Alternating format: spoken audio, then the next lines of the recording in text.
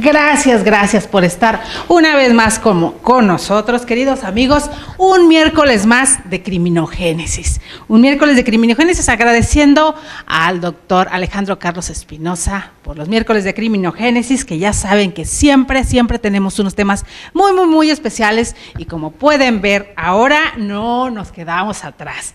Así que denle compartir. Llamen al vecino, al amigo, porque créanme que el tema de hoy está más que interesante porque tenemos un invitado de lujo, el doctor Antonio Alejandro Duvalier Haro, Facultad de Medicina de la UNAM, maestría en criminología en INACIPE, maestría en victimología en INACIPE, maestría en Ciencias Forenses en la Universidad Mesoamericana en Puebla.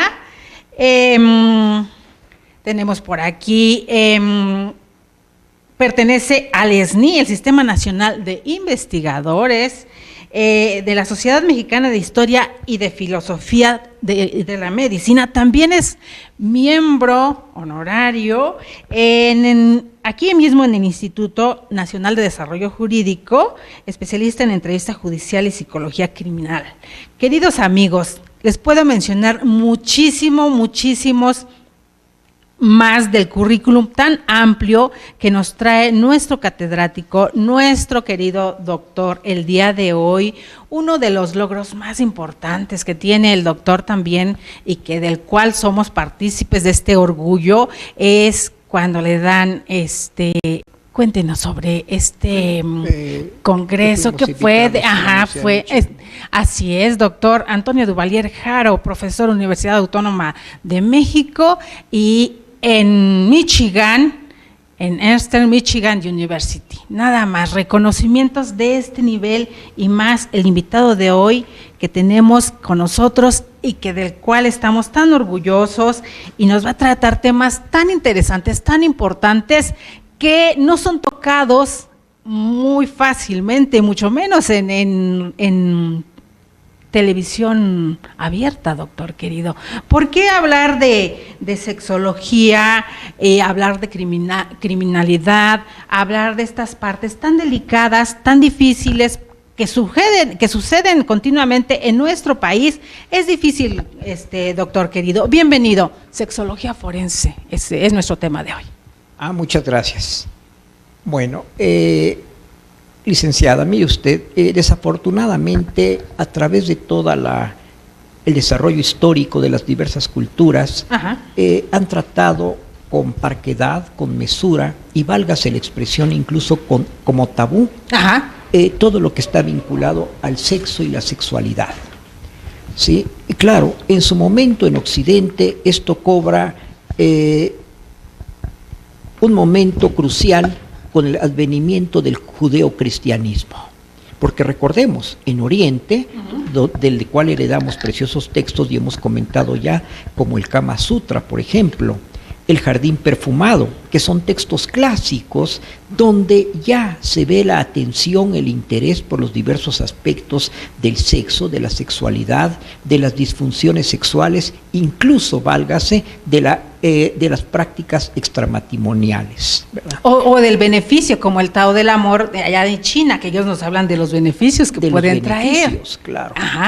Pero el hecho es pues que, y si recuerda usted, encontramos expresiones artísticas bellísimas, como la que se encuentran en el templo de Callurao, donde están los dioses teniendo prácticas sexuales en diversas posiciones para el coito. Que aún a estas fechas, doctor querido, a muchos les causa pudor y vergüenza este tipo de imágenes. ¿A qué se debe esto cuando son milenarios esas prácticas? Recuerde usted que ciertamente en Occidente vivimos un momento verdaderamente de una actitud verdaderamente crítica, muy cuestionada, que es el clímax de la erotofobia en Occidente. ¿Sí? Esta erotofobia es la época victoriana. La erotofobia, explíquenos esa palabra para nuestro público, por favor. Es decir, la fobia, el miedo, el temor en torno a todo lo que esté vinculado con el sexo y la sexualidad. Sí, incluso recordemos que en su momento, en la época en la época victoriana, se llegó a proponer que los animales domésticos, como son los perros y los gatos, deberían salir a la vía pública, pero con un calzoncillo, para que no se viesen sus genitales. ¿A ese grado se llegó? A ese grado. Y llegamos hasta absurdos. Hubo quien propuso que a los pianos de cola también se les pusiera un pequeño vestido para que no se viera cuando emergían las patas de los pianos, ¿sí? Es decir, vemos que se llegó a un extremo verdaderamente. Casi de patologías, doctor. Pues podemos considerar ya bastante agresivas, sí, válgase la expresión, ¿sí? Todavía herencia de esto podemos ver.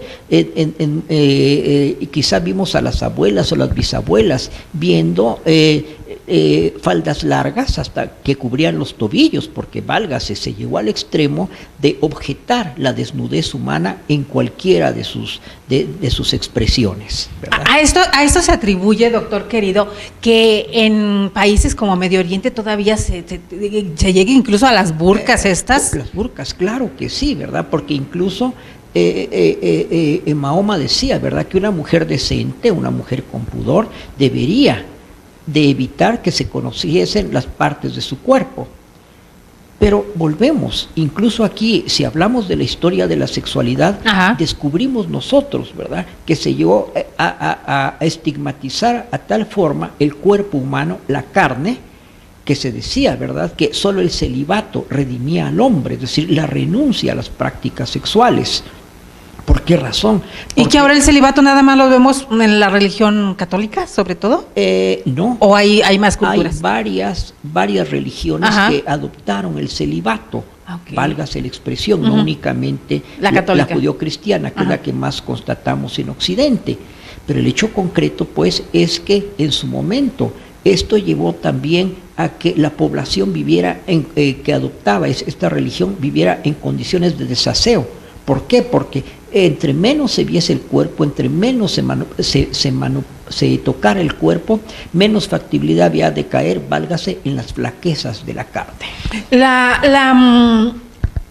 Las prácticas manuales, las prácticas sexuales, el no tocarse incluso ni para bañarse. Todo lo que fuera relacionado con el cuerpo y en su momento vinculado a la sensibilidad sexual, se tenía que evitar de una o de otra forma. De una o de otra forma, porque esto era lo que conducía en buena medida al pecado. Recordemos nosotros, pues, que en su momento todo lo que se vincula a la sexualidad es llevado a la concepción de tabú, lo prohibido.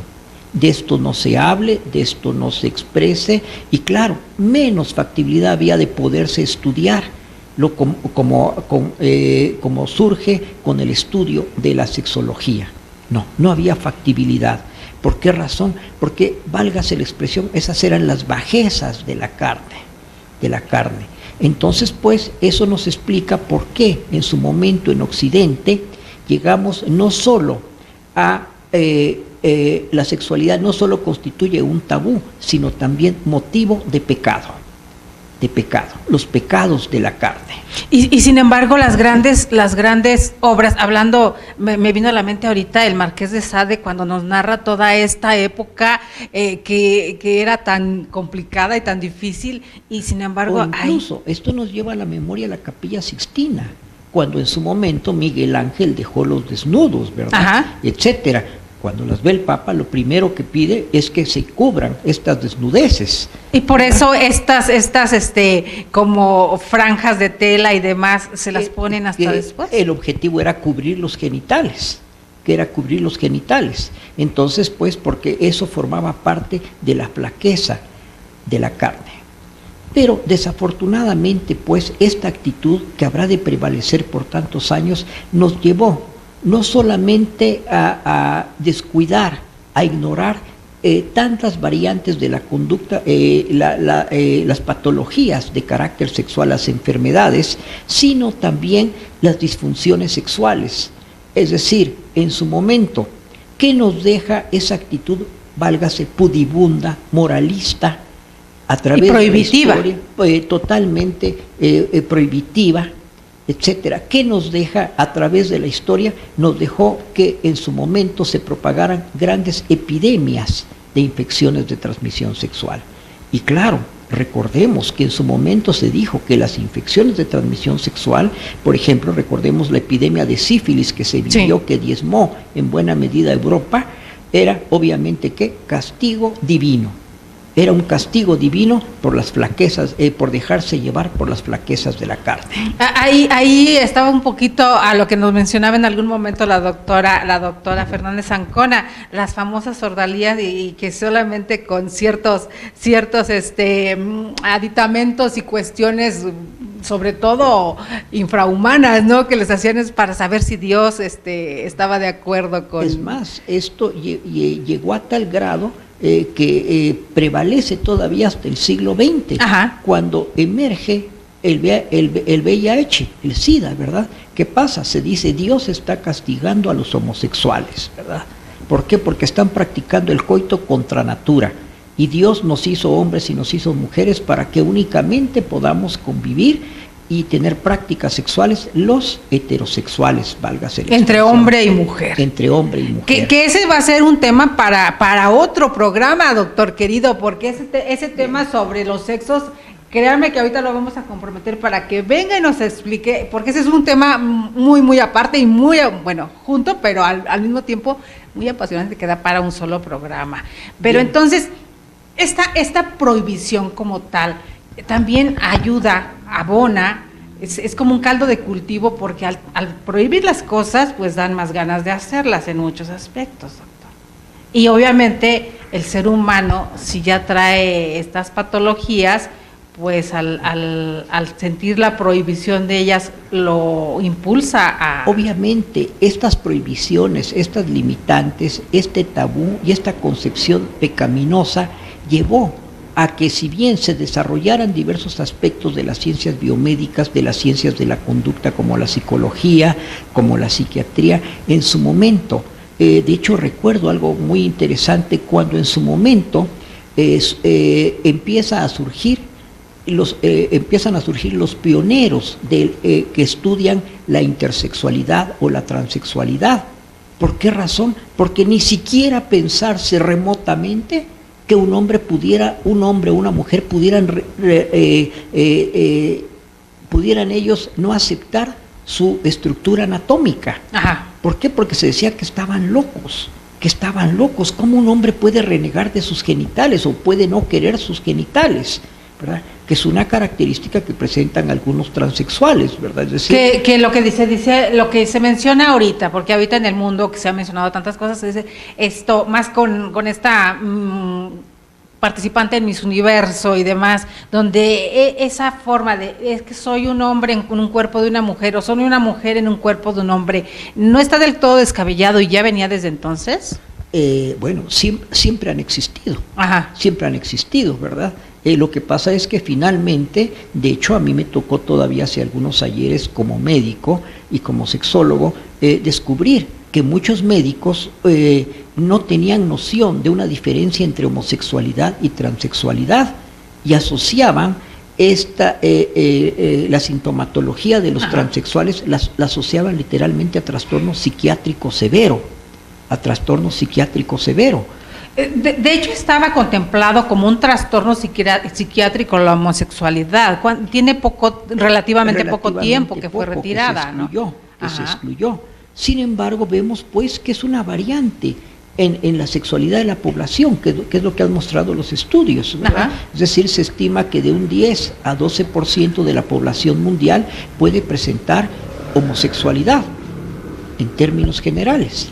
Entonces, pues, el hecho de que existan estas variantes de la conducta sexual no quiere decir en su momento que sean patológicas, válgase la expresión. En su momento, aunque en un grado menor, todos podemos tener un grado de fetichismo, es decir, podemos gustar de algunas regiones del cuerpo humano por excelencia, pero esto no quiere decir literalmente que presentemos una parafilia. Exacto, esa es la que le iba a mencionar. ¿Hasta dónde debemos encontrar la diferencia entre fetichismo y parafilia, que ya es una barrera muy... Es una connotación clínica. Así ¿verdad? Es. Bien, Pero retomando el aspecto histórico para que ubiquemos para que vayamos por escaloncitos, doctor. Oyentes, sí. ¿verdad? En términos generales, sabemos pues que en su momento el estudio del sexo y la sexualidad es bastante tardío comparado a otros estudios, ¿verdad? A otras disciplinas.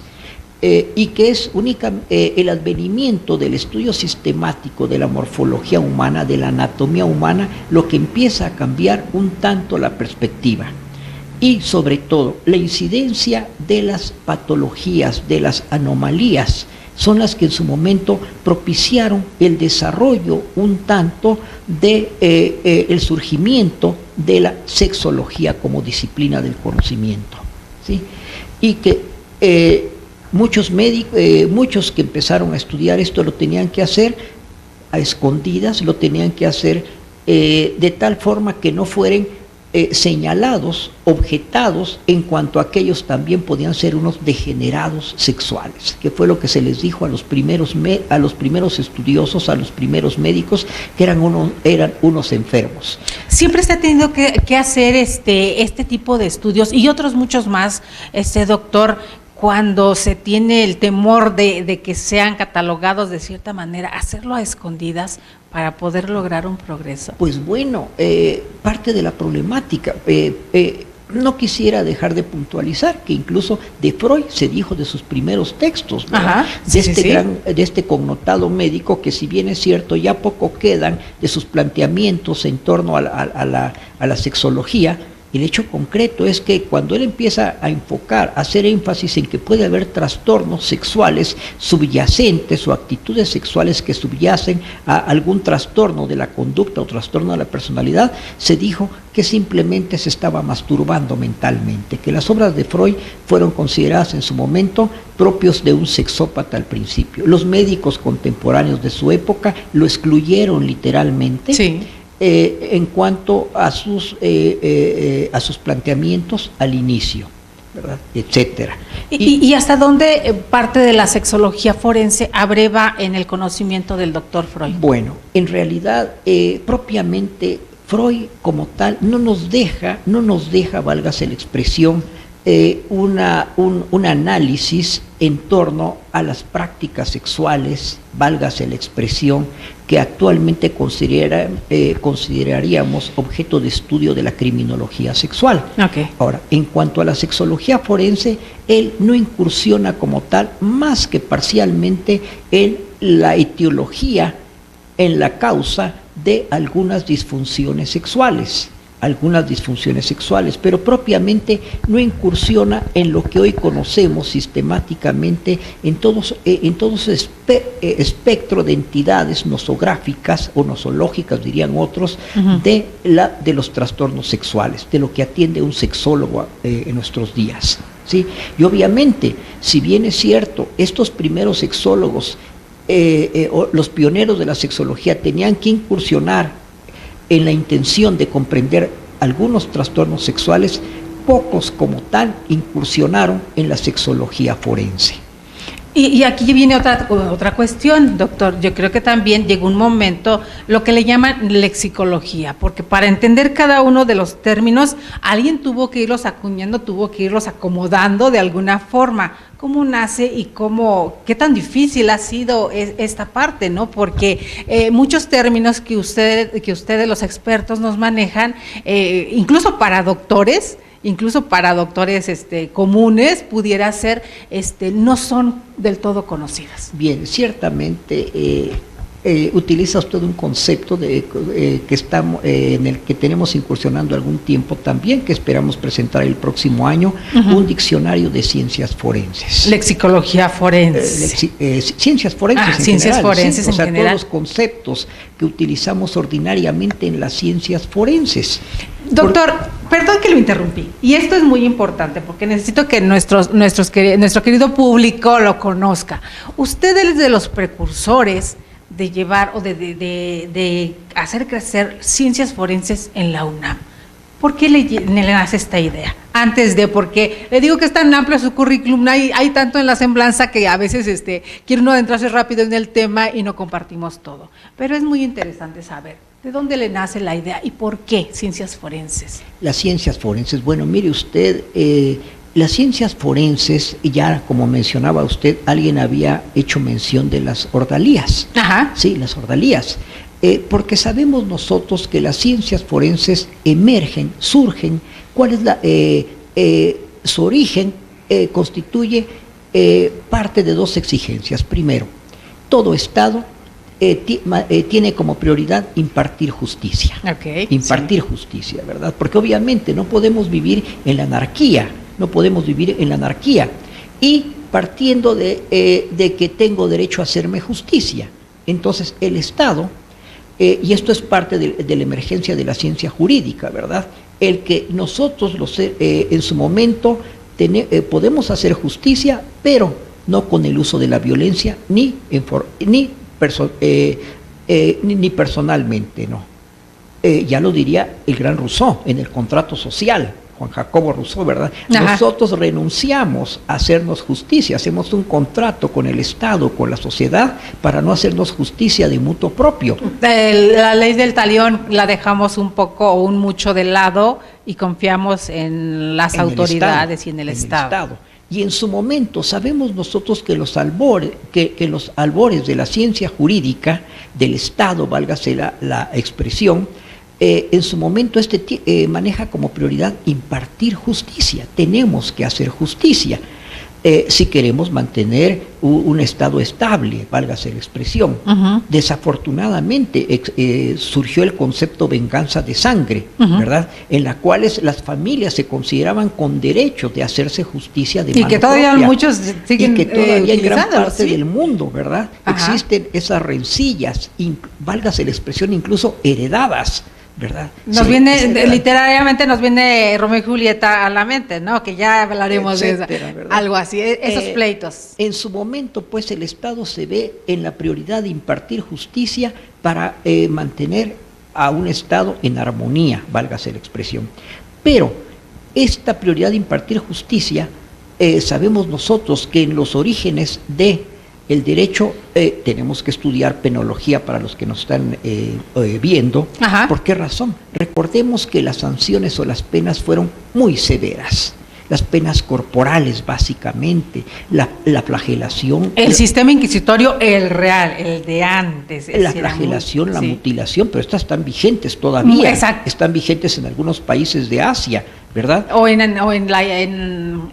Oriente. Etcétera, en Oriente, sí. ¿Verdad? Donde en su momento a los ladrones se les cortan las manos. Sabemos nosotros que, válgase la expresión, la difamación en su momento se castigaba ¿con qué? Con arrancamiento de la lengua o con la mutilación de la lengua, etcétera.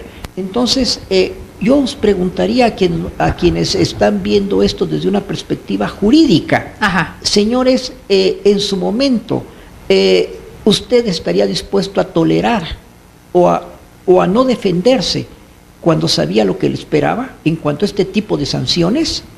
Y entonces, pues, así surgen como necesidad para la impartición de justicia, no solamente por parte de la población, sino también para los juristas, el que vayan surgiendo el estudio de las pruebas. Entonces, de alguna manera, las ciencias forenses vienen a erradicar las ordalías o los llamados juicios de Dios. A dar respuesta Ajá. a una exigencia de la población y de todo acusado. Haga usted conmigo lo que considere injusticia, pero demuéstremelo. Es decir, quiero pruebas. La inocencia hasta que se demuestre lo contrario. Sí. Cuando prevalece, bueno, que en otros países sí prevalece la inocencia antes de declarar culpabilidad, ¿verdad? Pero demuéstrelo. Exacto. Y finalmente sabemos que un juzgador, un juez, no solamente tenía que justificar, válgase, crímenes convencionales, el robo, el fraude, las lesiones, que son los convencionales, ¿verdad? Sí. Sino a veces tenía que juzgar aspectos inusuales, muy delicados, como por ejemplo, volviendo a los aspectos de la sexualidad, cuando tenía que juzgar adulterio, por ejemplo. Sabemos que, si bien es cierto, al principio las comadronas fueron llamadas para que dieran testimonio de esto, Ajá. pero señores, yo os preguntaría, ¿acaso se pensaba literalmente que el semen podía no pertenecer al marido? No había forma de estudiar eso, claro, literalmente. Entonces, pues, había que, y a veces eran hijas de personalidades, de reyes, de príncipes, de gente encumbrada. Y además siempre se ha buscado la manera de burlar la justicia, aun cuando pudieran haber, como ahora ya, forma de investigar. Incluso sabemos nosotros que una de las ordalías que todavía prevaleció hasta hace unos años en la Unión Americana, se pensaba que si se ponía al asesino frente al cadáver, de alguna forma el cadáver se iba a mover para indicar si era o no era. Literalmente. Y hablando de adulterio, en redes sociales, que ahora es muy fácil ver por una ventana qué sucede en otros países, doctor, se sigue dando en esta parte de Oriente Medio, donde está muy complicada la situación para las mujeres, de que ponga la lengua en un hierro candente para saber si cometieron adulterio. En un hierro candente, ¿verdad? Etcétera. Y si no te quemas, es que no eres adúltera. Y si sí se quema, es el castigo divino, ¿verdad? Porque Dios está diciendo que si eres adúltera. Entonces, pues sabemos que se utilizaron pruebas, ¿verdad? Que fueron las que empezaron a buscarse como una exigencia para la impartición de justicia. Consideramos que países como el vecino tienen magníficas pruebas actualmente forenses, sin embargo, durante el siglo XX se ejecutaron por lo menos a 300 inocentes. Exacto. ¿Sí? ¿Hasta dónde son tan realmente fehacientes, son realmente las pruebas y realmente la justicia, la impartición de justicia en Estados Unidos? Ahí pues el origen de las ciencias forenses, ¿verdad? La exigencia, válgase la expresión, por parte de la población, por parte de los acusados, como por parte de quien imparte justicia, ¿verdad? Es decir, la búsqueda de pruebas. La importancia, pero también las ciencias forenses es un abanico impresionante, doctor. Actualmente ya son muchísimas las ciencias forenses, ¿verdad? Etcétera. Incluso sabemos que hay tantas pruebas que desafortunadamente en muchas universidades el abogado promedio egresa sin conocer la variedad de pruebas que existen y los peritos que existen.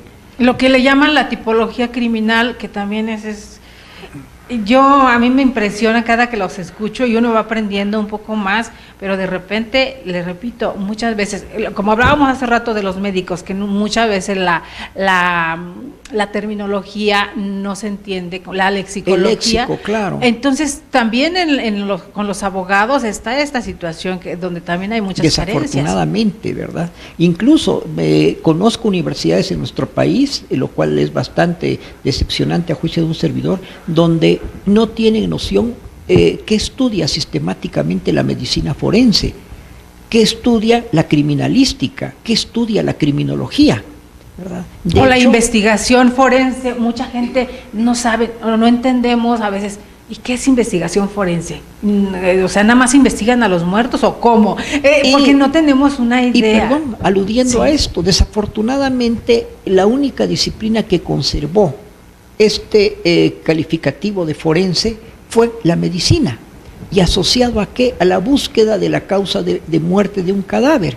Entonces, actualmente, porque vamos a seguir hablando de, de sexología forense. Sí, vamos a seguir hablando de ahí, pero hay otra cuestión, y aquí lo voy a interrumpir otra vez. Yo lo escuché a usted porque sigo al trabajo de nuestro querido doctor. En algún momento yo lo escuché y viene a colación de la medicina forense, cuando usted nos comentaba, palabras más o menos, el barbarismo que cometemos al decir autopsia. Desafortunadamente, ya en este diccionario que espero publiquemos el próximo año, indudablemente vemos que es un inestricto lexicológico, el decir autopsia es un barbarismo. Ajá. Barbarismo legitimado, pero no deja de ser un barbarismo. Exactamente. ¿En qué momento se adopta? Puedo decir, tiene historia, mas no, tiene una historia, pero no sabemos cuándo surge realmente el que se haya adoptado este barbarismo para señalar esto. Porque volvemos, si analizamos el prefijo auto es a sí mismo, y como lo hemos puntualizado en diversas circunstancias, un cadáver podrá ser objeto, entre comillas, de daño, lesión, lo que usted diga, etcétera, pero ya no puede hacerse nada a sí mismo. Entonces, por eso está mal aplicado y por eso digo, todos los días aprendemos algo nuevo, queridos amigos. Autopsia como tal está mal dicho, lo Entonces, correcto sería necropsia. El concepto más utilizado a nivel internacional es necropsia, Okay. y el otro es tanatopsia. Los dos se consideran válidos en términos generales.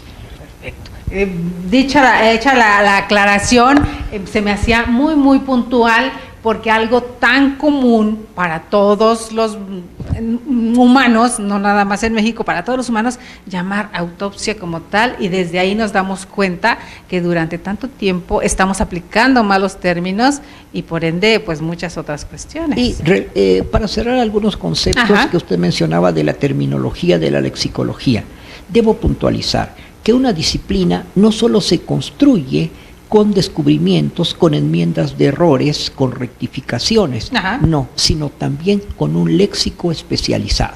Exacto. Y en el caso de las ciencias forenses, hago mayor énfasis. Los conceptos tenemos que usarlos en forma muy concreta, muy objetiva, con la debida fundamentación. Entonces, pues, para cerrar su interrogante de por qué surgen las ciencias forenses, porque sabemos que es prioridad de Estado impartir justicia. Segundo, en su momento, diríamos, quien imparte justicia requiere de pruebas. Pruebas, válgase la expresión, actualmente diríamos pruebas científicas. Así es. Y por último, en su momento se requiere que el juez interpreta a la ley, pero indudablemente el Estado tiene requerimiento de especialista en ciencia, arte, técnica, oficio o experticia especializada. Entonces, pues, ese es el sustrato. ¿Por qué surgen las ciencias forenses? ¿Por qué surge la medicina forense? ¿Por qué surge la sexología forense? ¿Por qué surge la criminología sexual? ¿Cuál es la necesidad que teníamos para que surgieran todas ellas? Aquí algo, porque el tiempo se nos va a ir rapidísimo. Nosotros podemos quedar 3 horas, queridos amigos, pero no se trata de eso. Se trata de compartir con ustedes lo más que podamos en un reducido tiempo en este programa, porque prometemos que va a haber más con el doctor. Que nos cuente un poquito más. Y aquí está, hasta lo anoté. Sistemáticamente, ¿cuál es la nosografía de las enfermedades que manejamos en criminología sexual? Para irnos hacia este tema y nos dé un poquito de tiempo. De primera instancia, deseo enfatizar. Diga. La criminología sexual emerge como consecuencia del estudio sistematizado de la sexología forense. Ahora bien, estimado público, en su momento, sabemos nosotros que existe como conocimiento grueso para la población alfabetizada, no alfabetizada, y válgase, incluso profesionistas, es decir, son alfabetizados. Pero sabemos que prevalece en el grueso de la población lo que conocemos como el folclore del sexo.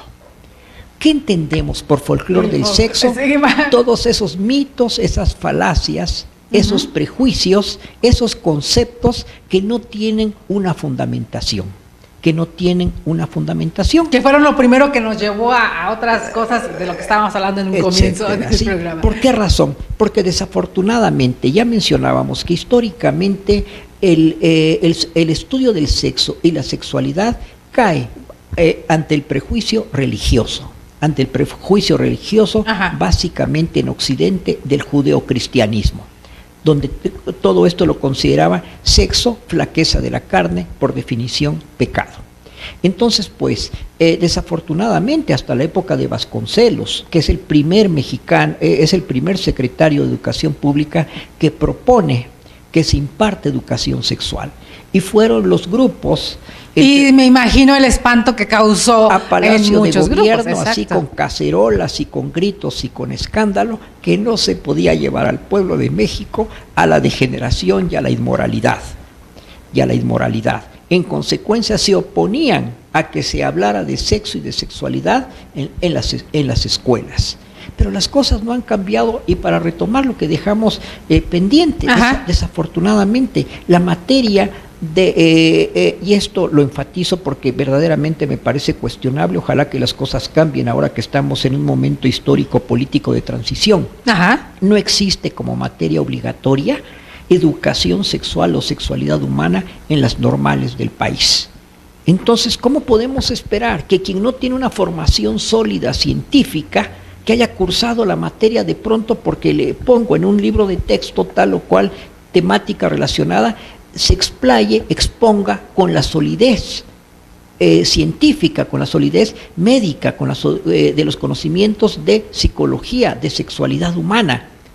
Simplemente apareció en los libros de texto, pero ellos crecieron abrazando un folclore del sexo, con sus mitos, con sus prejuicios, con sus falacias, con sus deformaciones. Con esta doble moral, que yo les digo que muchos tienen tanta moral, doctor, que hasta parece que tienen doble, ¿verdad? ¿Se acuerda de un funcionario público que incluso prohibió un libro, aquel libro de Aura, ¿se acuerda? Porque era además un tema demasiado erótico, demasiado fuerte para los jóvenes. Se consideraba que era verdaderamente inmoral, pecaminoso.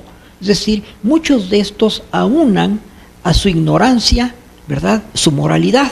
Es decir, supuestamente yo soy una gente honorable, decente, y de esto no tengo por qué hablar. O no tengo por qué mirarlo, porque recordamos, hablando de cuestiones que han sucedido en el país, cuando a la Diana Cazadora le pusieron taparrabo, aquella primera dama del país, ¿se acuerda? En su momento se le puso taparrabo, pero vayamos a momentos cruciales donde se cimbró la sociedad mexicana con... En este caso, con la criminología sexual. ¿Acaso olvidamos a las poquianchis en Guanajuato, verdad? Trata de blancas, que es un problema de criminología sexual puro. ¿Acaso olvidamos a un criminal sexual como Gregorio Cárdenas? ¿Acaso olvidamos nosotros que en su momento en nuestro país todavía un sinnúmero de médicos siguen explotando a la población con la sobrevaloración de la virginidad? Del cual todo esto va dentro de lo que se llama la nosografía. No, estos son básicamente aspectos folclóricos que permanecen, que son sobrevalorados en un contexto sociocultural.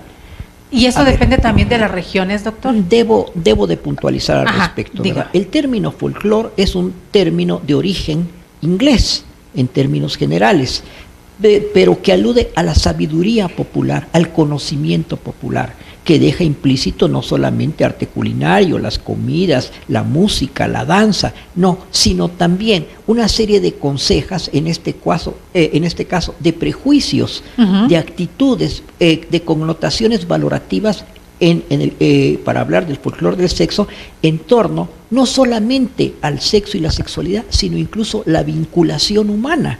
Es decir, ¿quién no ha escuchado que para que un hombre se enamore, etcétera, se transmite de generación en generación? Denle agüita de Jamaica. Palabras vulgares, ¿saben a qué me refiero? Por el respeto a mi público, ¿verdad? Sí, pero lo saben perfectamente y ahora leo. Pero se consideran secretos de mujeres que se transmiten de abuelas a madres a hijas. ¿Quieres que un hombre se enamore perdidamente? Dale esto, ¿verdad? Dale esto, etcétera. Y claro, con todos los riesgos sanitarios que implica, doctor. Afortunadamente hasta ahorita no tengo referencia que haya habido contagio de infección de transmisión sexual o por tomar agua de Jamaica. Hace algunos años, precisamente en los 80, recorrí la República Mexicana con una institución que en su momento se llamó Istecultura, con este ciclo de conferencias, el folclore del sexo. Y tenía mucho atractivo porque parte de lo que tratábamos era obviamente en torno a la menstruación, al toloache, al semen, al autoerotismo. A esos temas que, como dice usted, son temas cotidianos y sin embargo al mismo tiempo son tabú. Siguen siendo tabú, siguen siendo deformados, etcétera. Y recuerdo, pues, textualmente, ¿verdad? Fue cuando aprendí esto que se conoce como agüita de Jamaica, ¿verdad? O agua de, lo suprimo, ¿verdad? Por respeto a mi público, ¿verdad? Etcétera. Sí, por supuesto. Pero además de esto, en su momento, pregunté cuando estudiaba entonces psicología en la Universidad Veracruzana, tenía que hacer prácticas en una normal y en su momento les pregunté a los jóvenes, oigan, así como se les da a los hombres agüita de Jamaica para que se enamoren perdidamente, ¿hay algún secreto para que para que la mujer se enamore del hombre. Para que la mujer se enamore perdidamente, y me dijeron, sí, vaya usted a platicar con el tortero fulano, ¿verdad? En un puesto de tortas enfrente de la Normal, y me dicen, ahí le van a decir a usted qué se les da a las mujeres. Y así como a los hombres se les da menstruación, ¿verdad? Que etcétera, que al respecto en este ciclo de conferencias respondíamos, porque no falta quien estará preguntando, ¿y qué pasa si un hombre toma menstruación? Pues señores, hagan de cuenta que está consumiendo rellena o moronga, ¿verdad? Simplemente, ¿verdad? Aquellos a que las mujeres les gustan los bisteces así, dicen en el pueblo, y que finalmente son proteínas, ¿verdad? Exacto. Las sangres proteínas, así que den gracias que les dieron algún nutrimento. Que ahí ese es para otro tema, doctor, etcétera, querido, igual. Pero retomando lo que algunos hombres les dan a algunas mujeres, ¿verdad? Les dan también semen, ¿verdad? Fui a investigar con este señor que vendía las tortas, etcétera, y nos dijo, mire, aquí tenga su frasquito, vaya, haga su numerito, nos lo trae y invita a comer una sabrosa torta a la pretensa, ¿verdad? Y entonces, señor, así como se aplica la crema en la mayonesa, la sirve usted, ¿verdad? Etcétera. Entonces veamos que todo es lo bello, lo irrisorio de este folclore del sexo, ¿verdad? Gente, si ustedes ven en los periódicos de la ciudad, de la gran ciudad y de todos los pueblos, van a ver consultorios de amarre para siempre, que vuelva rendido a tus pies. Y no nada más en los consultorios, ahora en internet, doctor querido. Y ahora en internet, perdón, ¿verdad? Es decir, mucho siempre más. Va a haber gente que por una o por otra razón, ¿verdad? Está buscando arrancarles un cabello, está consiguiendo una pantaleta, está consiguiendo un calzoncillo, etcétera, dicen vulgarmente, para aplicar magia blanca o magia negra, ¿verdad? Etcétera. Que caiga rendido a tus pies. ¿En cuántos tiempos y cuántos días? Forma parte del folclore del sexo, de la sabiduría popular. Pero retomando algunos aspectos ya formales para continuar con la sexología, decíamos, desafortunadamente en las normales del país no existe la asignatura como tal. Entonces, ¿qué podemos esperar del grueso de nuestra población? Sí, la sexualidad o sexología como materia no se estudia sistemática y científicamente, una. Dos, pero vayamos a aspectos más complejos y más cuestionables. En las escuelas de medicina de nuestro país, en las licenciaturas de medicina, no es materia obligatoria la asignatura de sexología humana, ¿sí? Y vamos más allá, etcétera. En las escuelas de psicología como tal, algunas tienen excepcionalmente el estudio de la sexualidad humana.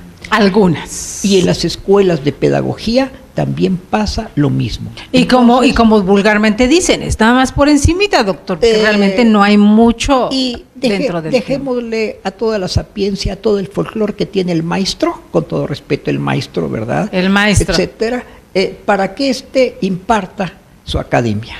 Entonces, indudablemente esto explica en su momento históricamente el por qué surgieron epidemias de infecciones de transmisión sexual, porque en nuestro país tenemos el número de adolescentes embarazadas, aunque dicen, pero es que en biología los maestros de secundaria ya les dieron, sí, el hecho concreto es que tan no lo saben impartir, que tenemos, parece que es promoción sexual. Adolescentes embarazadas, y no solamente a nivel de secundaria, sino también de preparatoria. Por eso le digo que en vez de prevención parece promoción sexual, precisamente porque no se sabe dar.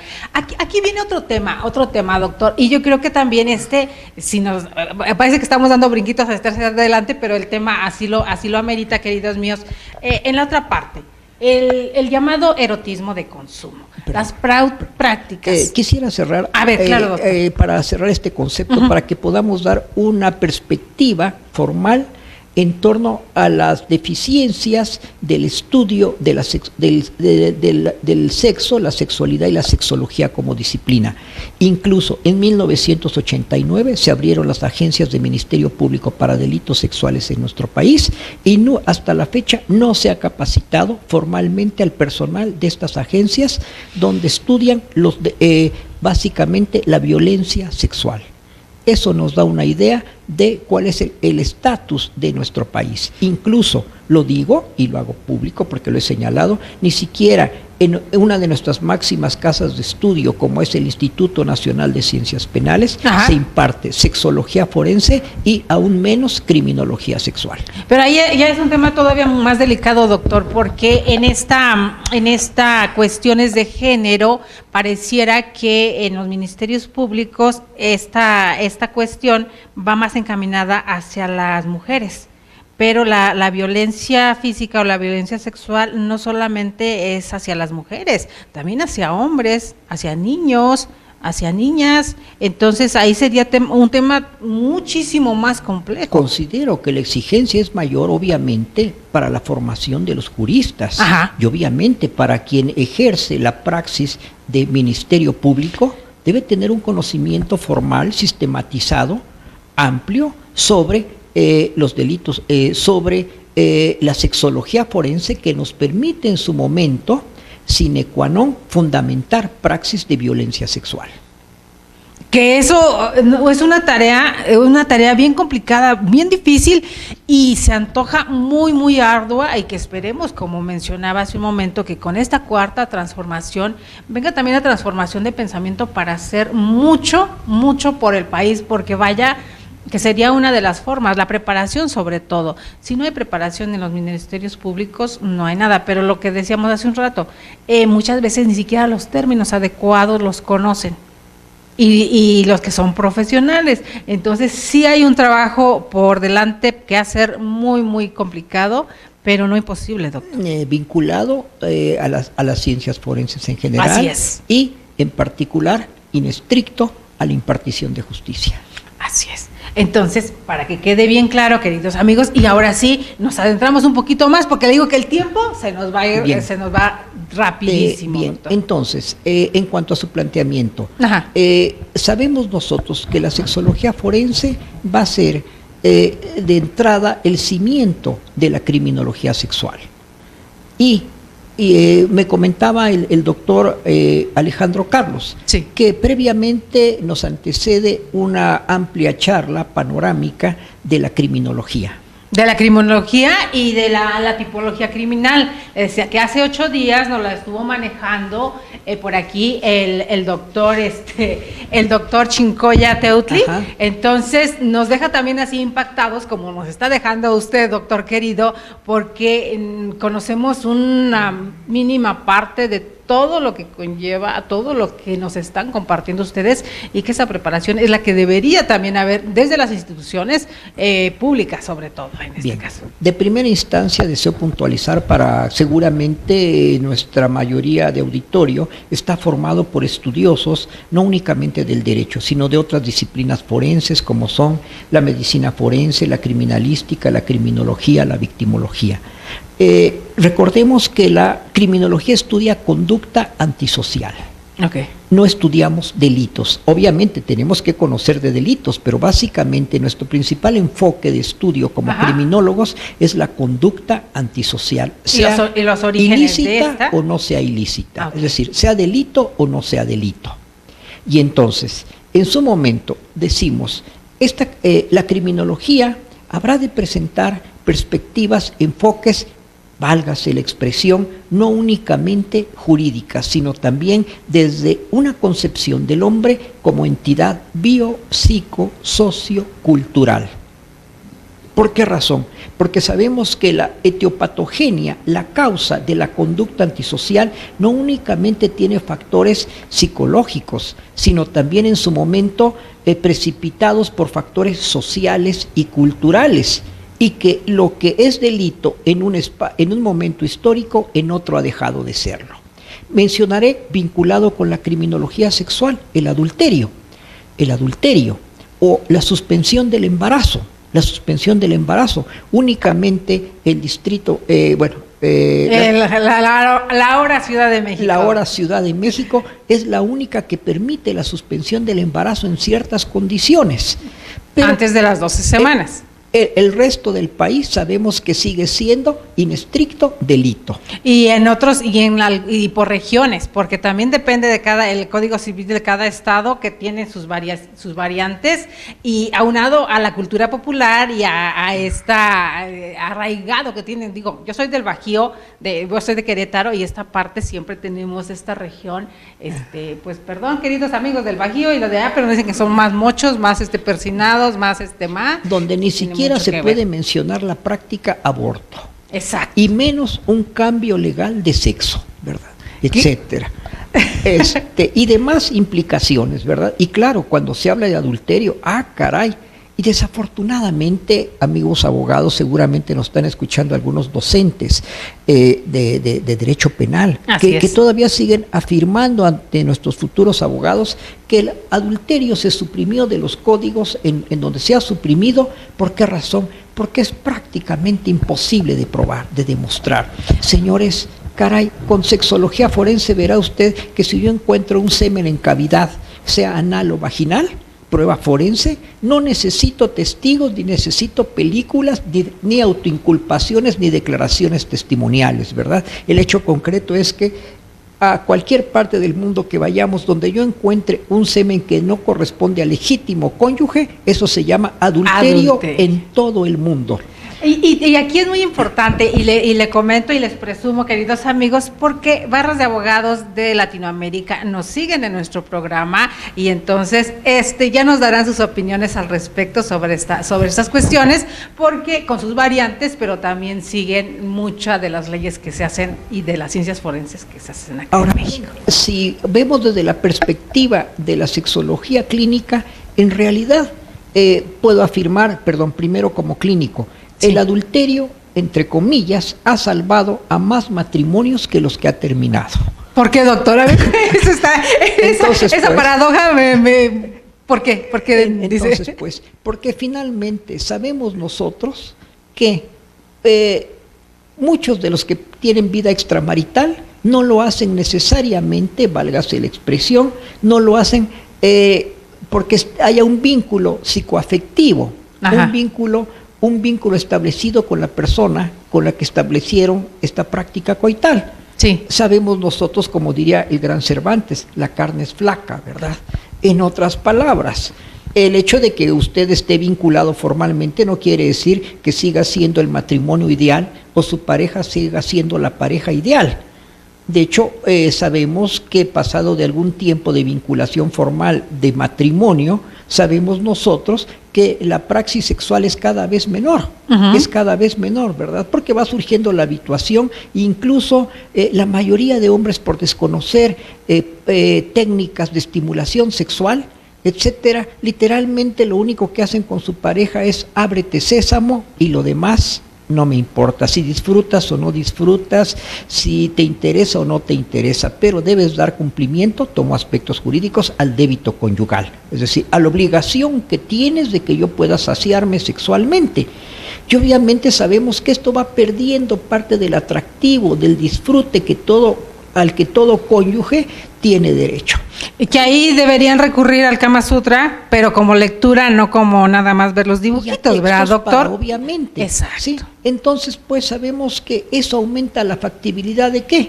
La factibilidad de práctica extramarital cuando se dan las circunstancias, ¿verdad? Y en un mundo como el que vivimos ahora, que ahora con las benditas redes sociales que nos ayudan mucho, pero también en ese aspecto dan mucho margen, dan mucha ayuda para llevar a cabo este tipo de prácticas ahora extramaritales, ahí también hay que pensarle un poquito. Pero claro, no solamente nos da satisfacciones, sino también para hombres y mujeres, ¿verdad? Tengo que verlo como en forma objetiva, porque si no hubiera esta práctica de infidelidad consentida, es obvio que un hombre y una mujer consienten, ¿verdad? Claro. Sería violencia sexual, ¿verdad?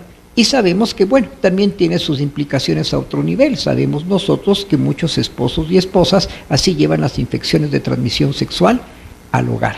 Así es. O ahora que en esta época del año se da mucho los que están en Estados Unidos, sobre todo, trabajando durante tanto tiempo, y en esta época regresan al país y aquí dejaron la esposa con hijos y demás, y vienen solamente unos cuantos días del año. Pues sabemos que así se ha propagado muchas enfermedades. Apuntaría algo que desafortunadamente tiene implicaciones jurídico-médico-forenses que en muchos estados desapareció: el certificado médico prenupcial. El certificado médico prenupcial emerge como requerimiento precisamente para abatir o disminuir las consecuencias del contagio de infecciones de transmisión sexual en los futuros desposados. Okay. ¿Sí? Y aquí el problema está que México es un país de tránsito, vivimos en una metrópoli, vivimos en una ciudad en la cual tenemos bastantes extranjeros y no extranjeros, o gente que viene de otros países trayendo infecciones de transmisión sexual. Entonces, pues, ojalá que se retome la importancia de la reinstauración del certificado médico prenupcial. Y en este caso, alguien seguramente va a decir: oiga usted, pero entonces, señor, la sífilis hace mucho que se trata sin mayor problema y a veces... Pero son muchas más, etcétera. Pero tenemos latente en todo el mundo el VIH, el SIDA. Entonces, y muchas otras enfermedades de transmisión que no son sexual, de menores, de transmisión sexual, de las que no se toma en consideración, porque a decir de muchos no está de por medio de la vida como en el VIH, pero son igual de fuertes. Ahí está la clamidia. De agresivas, ¿no? Y tenemos el virus de papiloma humano, y tenemos la hepatitis, etcétera. Entonces, pues, vemos la importancia de que estas prácticas de sexualidad en su momento no solamente contribuyan al disfrute de la población, sino también que debemos de tomar medidas, en este caso sanitarias o de salud pública, para evitar que la pareja de los futuros desposados contraigan nupcias sin estudios previos. Esa sería una responsabilidad individual, doctor, también, ¿no? Independientemente de que se haga como ley, sería una responsabilidad individual el pedirle a la pareja, antes de tener relaciones sexuales, un certificado médico. Es complicado, pero... Pues no, vaya, no literalmente, pero sí, desde la perspectiva sociojurídica, ¿verdad? Cuando se instaura el matrimonio, podemos requerirlo, podemos solicitarlo para que sea un requisito prematrimonial, ¿verdad? Etcétera. Y claro, recordemos parte de la problemática desde una perspectiva médico-forense, que no todas las infecciones de transmisión sexual son sintomáticas, también tenemos asintomáticas.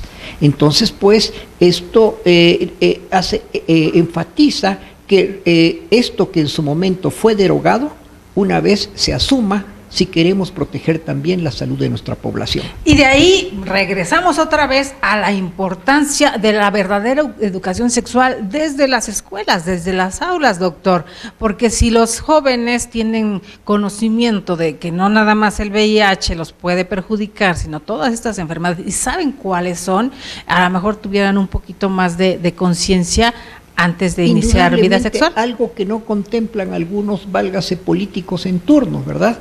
Que esto disminuiría un tanto la carga de las infecciones de transmisión sexual para el sector salud.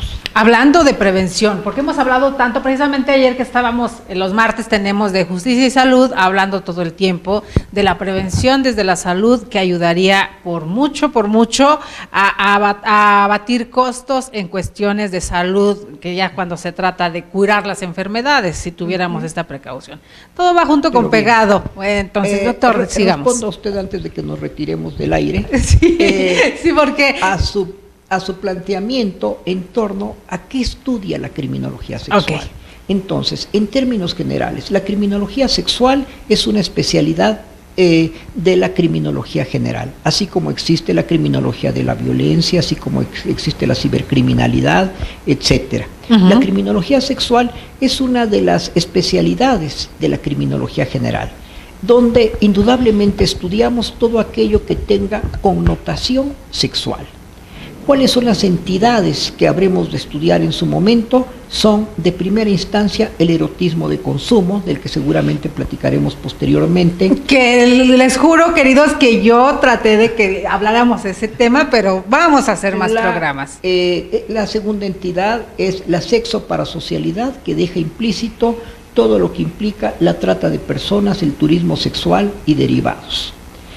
Las parafilias. Que de ahí se desprende después todo lo de feminicidios y demás, querido mío, ¿verdad?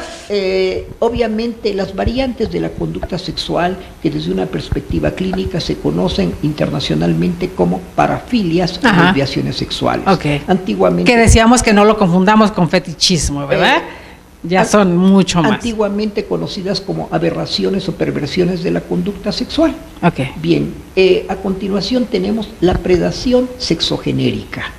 Es decir, sabemos que a lo largo de la historia cargamos con un lastre hasta nuestros días que conocemos como inequidad de género.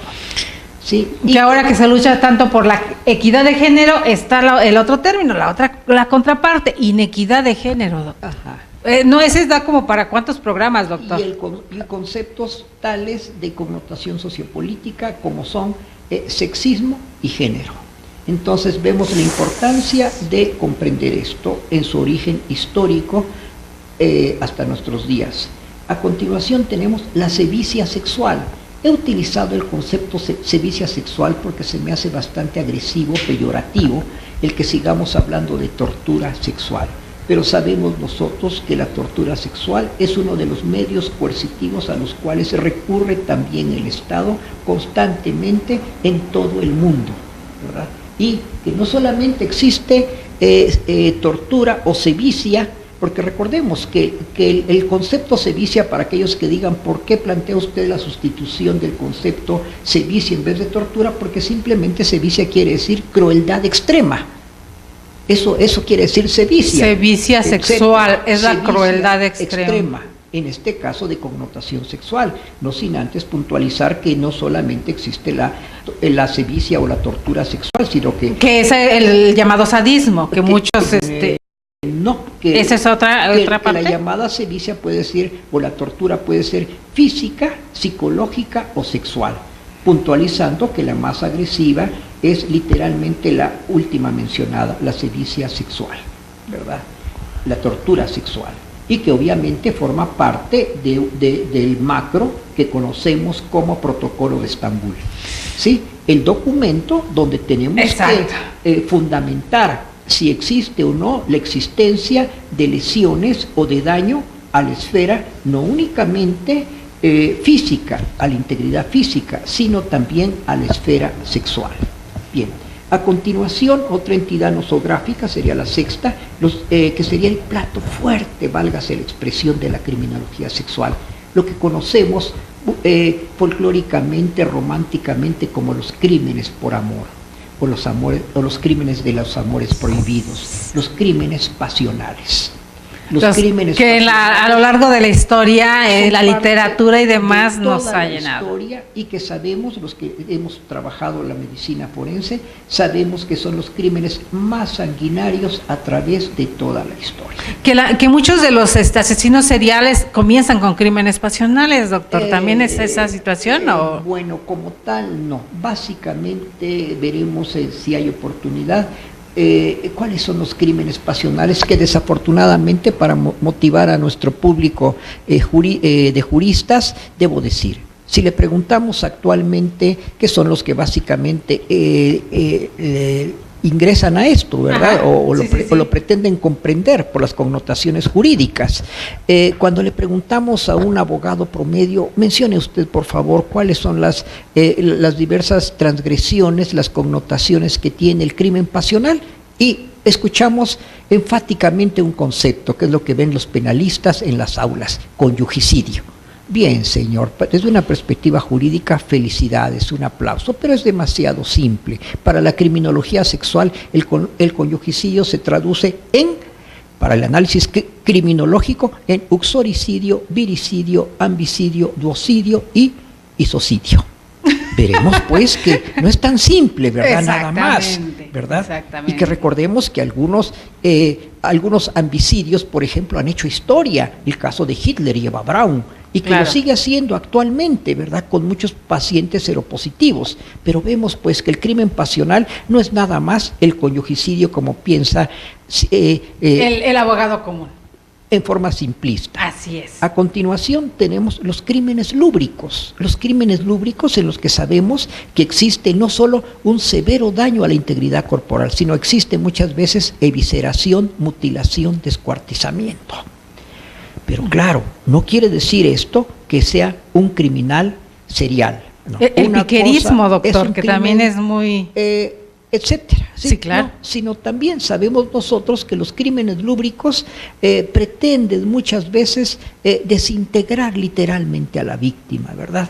Y recordemos casos tan bellos de estos crímenes, que en realidad sí fue un criminal serial, pero algunos dan nada más un pasito, Ajá. válgase la expresión, en este espectro criminal, como el más amado de todos los tiempos, Henry Desiree Landru, ¿verdad?, etcétera, que además de descuartizarlas, horneaba, quemaba, ¿verdad?, los fragmentos humanos.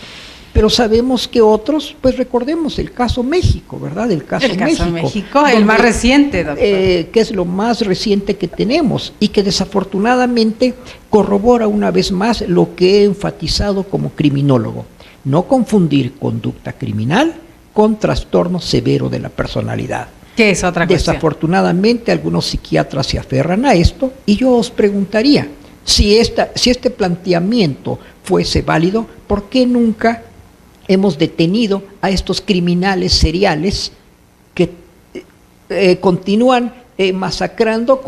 Seguramente ahorita hay otros que no hemos detenido, ¿verdad?, como en su momento Jack el Destripador. Así es. Etcétera. Que ya nos vendrá a visitarnos, doctor querido, porque usted tiene hizo alguna vez un simposium sí, pudiéramos decirlo, el simposium sobre genio y locura, que yo necesito que usted venga Bien. a contarnos sobre eso otro día, porque ya nos estamos Bien. dando cuenta que sus temas tan polémicos, pero tan polémicos, no solamente hay que analizar y adentrarnos, porque los seres humanos somos tan complejos. Bien, por último, pues cierro, la octava entidad nosográfica de la criminología sexual son los crímenes seriales. Los crímenes seriales, que vuelvo a enfatizar, tenemos uno de los máximos exponentes a Jack. a Jack el Destripador, pero obviamente tenemos sujetos como Jeffrey Dahmer, tenemos sujetos como André Chikatilo en Rusia, y así en diversos, tenemos en Sudamérica Alfredo Garavito, etcétera, ¿sí? Que si bien es cierto, ya se superó la perspectiva de que tienen trastorno severo de la personalidad, indudablemente. Es muy factible que haya algunos aspectos patógenos, Así es. indudablemente, pero eso no nos explica a suficiencia lo que quisiéramos en criminología para poder llegar al diagnóstico y el control de este tipo de conducta antisocial. Doctor querido, nos deja tarea enorme y nos deja así picadísimos, como decimos coloquialmente, para que venga otra vez a compartirnos, porque como lo pudieron ver, queridos amigos, temas es demasiado extenso hablar, y solamente se enfocó a sexología forense o criminalidad forense.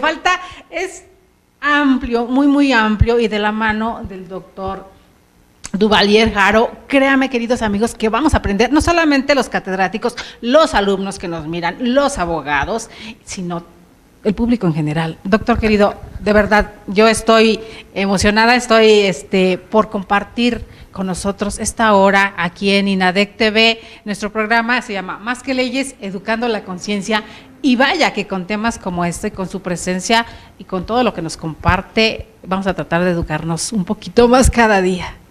Debo agradecer pues la invitación de que hemos sido objeto por parte de INADEC, ¿verdad? Por parte de INADEC y por parte de los miércoles de criminogénesis, el doctor Alejandro Carlos Espinosa. Distinguidos académicos como el maestro Alejandro Carlos, Así ¿verdad? Titular de criminología, como el doctor Anatolio González Emigdio, ¿verdad? Así es. Que ha logrado instaurar en INADEC, ¿verdad?, la primera licenciatura extramuros del oficial de ciencias forenses. Y que que usted también es parte de nosotros acá en INADEC. Eso también es un orgullo muy, muy grande. Se lo agradecemos muchísimo. Agradezco pues también al respetable auditorio por su tiempo. Buena tarde. Pues queridos amigos, como pudieron ver, los esperamos el día de mañana con un programa más en jueves tan especial como este. Como ya les habíamos compartido, no nos vamos de vacaciones, aquí estamos con ustedes, dejamos tarea, el doctor les deja tarea para mucho, no solamente en los términos, en la lexicología, sino aprender un poquito más. Y ahora que tenemos el internet a nuestra disposición, las benditas redes sociales, pues vamos a aprender de la mano de los expertos. Soy Delia Linares Alvarado, les agradezco infinitamente su presencia el día de hoy, aquí desde INADEC TV, Más que Leyes, educando la conciencia. Gracias, Javier, nos vemos mañana, queridos amigos. Y así se nos fue, queridísimos, rápido. 1 hora no nos sirvió para nada, pero prometemos que el doctor nos va a acompañar en otra ocasión, ¿verdad, doctor? Buenas tardes. Buena tarde, gracias.